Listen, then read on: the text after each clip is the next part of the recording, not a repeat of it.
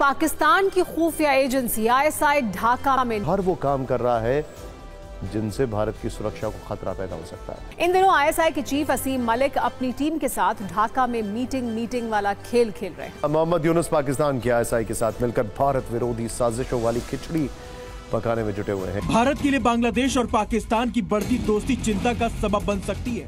DG ISI lieutenant general Asim Malik کا دورہ بنگلہ دیش، بھارتی میڈیا چیخ اٹھا، کیا پاکستان اور بنگلہ دیش مل کر بھارت کو گھیرا ڈالنے والے؟ کیا بھارت کے پانی کا 7 ریاستوں سے رابطہ ختم ہونے جا رہا؟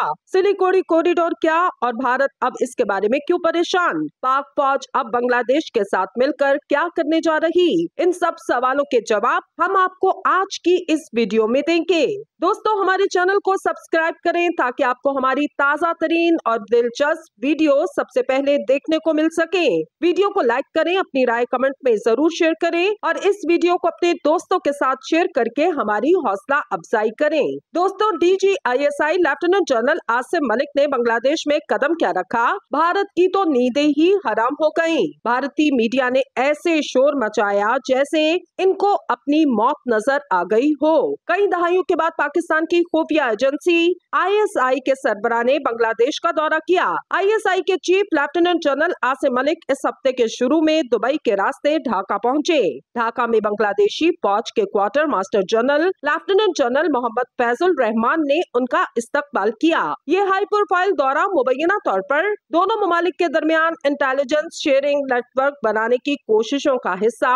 اس دورے کے بعد بھارت کی نیندیں حرام ہو چکی اور اس کو اب لگ رہا کہ پاکستان اور بنگلہ دیش مل کر بھارت کو گھیرنے کی کوشش کر رہے۔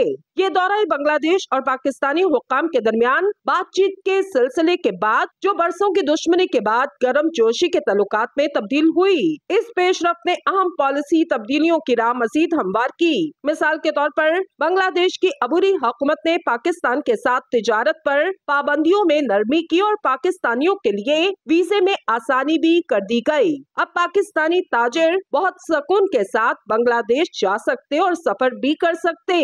دونوں ممالک کے درمیان براہ راست سمندری رابطہ بھی قائم ہوا جو 1971 سے منقطع ہو گیا تھا۔ بنگلہ دیش پاکستان کے ساتھ اپنے فوجی تعاون کو مزید گہرا کرنے کے لیے تیار۔ فروری 2025 کے آغاز سے پاکستانی فوجی حکام بنگلہ دیشی فوج کو تربیت فراہم کریں گے اور ڈھاکہ کراچی میں ہونے والی امن 2025 مشترکہ بحری مشقوں میں حصہ لیا جائے گا۔ یہ بڑھتا ہوا فوجی تعاون علاقائی اتحادیوں میں تبدیلی کی نشاندہی کرتا جس کے دور رس اثرات مرتب ہوں گے۔ بھارت ان پیش رفتوں پر گہری نظر رکھے ہوئے اور پریشان بھی دکھائی دیتا اور اب اس کو اپنی سلامتی کی فکر ہونے لگی۔ پاکستان اور بنگلہ دیش کے تعلقات کو بھارت کی شمال مشرقی ریاستوں کے لیے ایک ممکنہ خطرے کے طور پر دیکھا جا رہا۔ بھارت کو خطرہ ہے کہ بنگلہ دیش اس کی چکن نیک پر قبضہ کر لے گا۔ یہ وہ راستہ یہاں سے بھارت اپنی 7 ریاستوں کے ساتھ ملتا۔ اس کوریڈور کی بہت زیادہ اہمیت اگر بنگلہ دیش کسی بھی طرح اس پر قبضہ کرنے کی کوشش کرتا تو یہ بھارت کے لیے بہت بڑا جھٹکا ہوگا۔ سلیگوڑی کوریڈور ہندوستان کی شمالی مشرقی ریاستوں کو ملک کے باقی حصوں سے جوڑنے والی زمین کی ایک تنگ پٹی اور خاص طور پر کمزور۔ ماہرین نے خبردار کیا کہ یہ بدلتے ہوئے تعلقات بھارت کو غیر مستحکم کرنے کی ایک بڑی حکمت عملی کا حصہ ہو سکتے۔ اس میں کوئی شک نہیں کہ بنگلہ دیش اور پاکستان کے تعلقات مجموعی طور پر بہتر ہوئے اور اس تبدیلی کے ہندوستان کے شمال مشرقی ریاستوں کے لیے سیکیورٹی کے لیے یہ صورتحال اچھی نہیں۔ نئی دہلی نے بنگلہ دیش کے ساتھ اپنی سرحد پر سیکیورٹی بڑھا دی، جدید نگرانی کی ٹیکنالوجی کی تعیناتی اور در اندازی اور اسمگلنگ کی سرگرمیوں کو روکنے کے لیے بارڈر سیکیورٹی فورس کے ذریعے اعلیٰ سطحی معائنہ کر کے جواب دیا۔ اس کے علاوہ یہ خدشہ برقرار کہ چین ان پیش رفتوں کا فائدہ اٹھا کر خطے میں خاص طور پر سلیگوڑی کوریڈور کے قریب اپنا اثر و رسوخ بڑھا سکتا۔ بھارت کی شمال مشرقی ریاستیں بشمول آسام اور تریپورہ تاریخی طور پر بدامنی کا شکار رہی جو اس علاقے کو بھارتی حکام کے لیے تشویش کا مرکز بناتی۔ ابھرتی ہوئی صورتحال ڈھاکہ کے وسیع تر اسٹریٹجک اہداف کے بارے میں سوالات اٹھاتی۔ اگرچہ پاکستان کے ساتھ بہتر تعلقات کو ہندوستان کے بڑھتے ہوئے علاقائی تسلط کے رد عمل کے طور پر دیکھا جا سکتا۔ کچھ تجزیہ کاروں کا کہنا کہ بنگلہ دیش زیادہ متوازن خارج پالیسی بنانے کے اس میل جول کا فائدہ اٹھا رہا۔ تاہم یہ نقطۂ نظر خطرات کا حامل کیونکہ कि ये नई दिल्ली के साथ ढाके के रवायती तौर पर मजबूत ताल्लुकात को दबा सकता। पाकिस्तान के ISI के सरबराह का ढाका का दौरा जनूबी एशिया में एक अहम जोग्राफियाई सियासी तब्दीली की निशानदेही करता।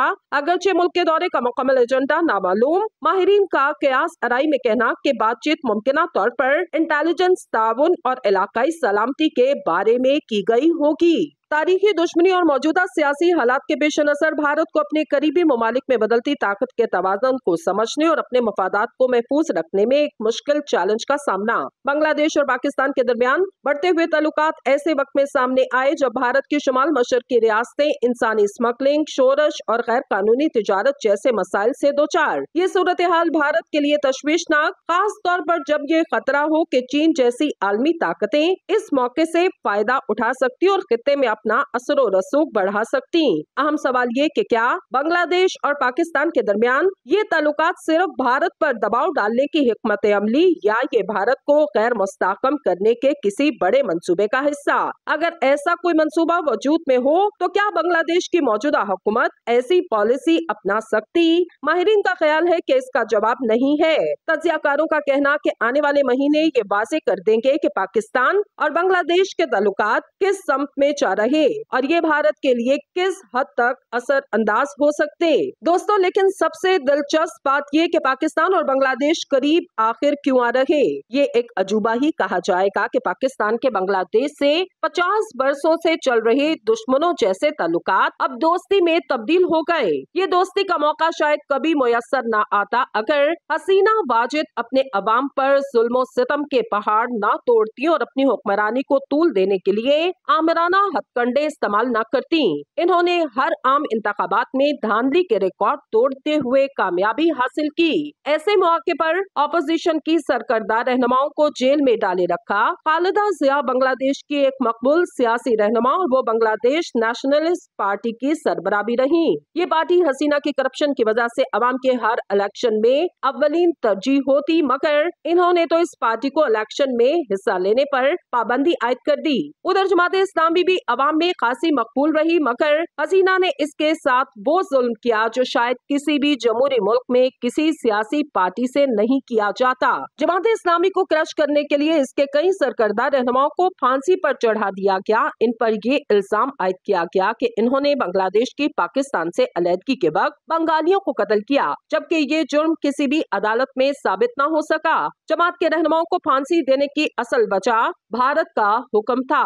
भारत को डर था कि जमात इस्लामी एक ऐसी पार्टी जो पाकिस्तान के बहुत करीब और वो बंगालियों को फिर से पाकिस्तान से जोड़ सकती।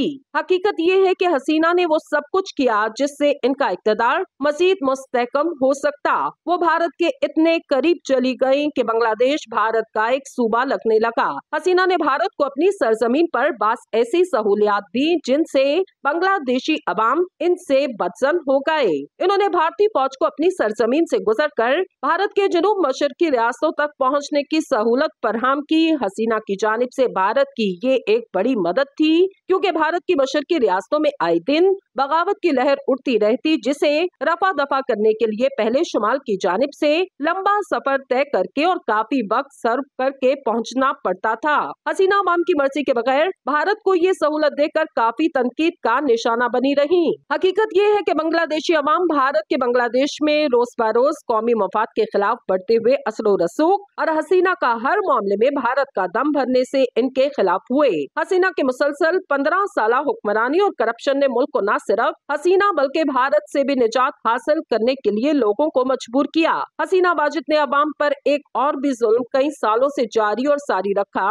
इन्होंने 1971 मुक्ति बानी की दहशत गर्दों को खसूसी रियायतें दे रखी। इनके लिए सरकारी मुलाजमतों में सबसे ज्यादा कोटा मुख्तस कर रखा। फिर इनकी औलादों को भी सहूलत से बहरामंद किया गया। इस नाइंसाफी ने आम बंगालियों के लिए काफी मुश्किलात पैदा की। वहाँ की यूनिवर्सिटी से हर साल हजारों तलबा फारिगुल तहसील होकर निकलते, मगर सरकारी नौकरियों के लिए मारे मारे फिरते।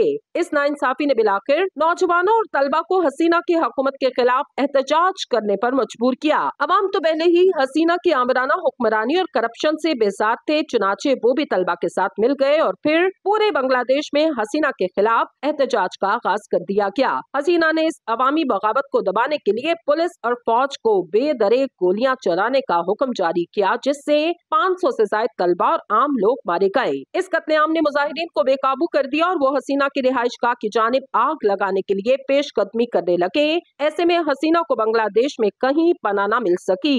बिलाखिर उन्होंने अपने आका मोदी के कदमों में पनाह ली। इस कामयाब इनकलाब के बाद अवाम ने हसीना के वालिद मुजीबुर रहमान के मुजस्समे मुल्क में हर जगह तोड़ फोड़ डाले और दफातर से हसीना समेत उनके वालिद, जिन्हें हसीना ने बाबाई बांग्लादेश का दर्जा दे रखा था, हटा दिया गया।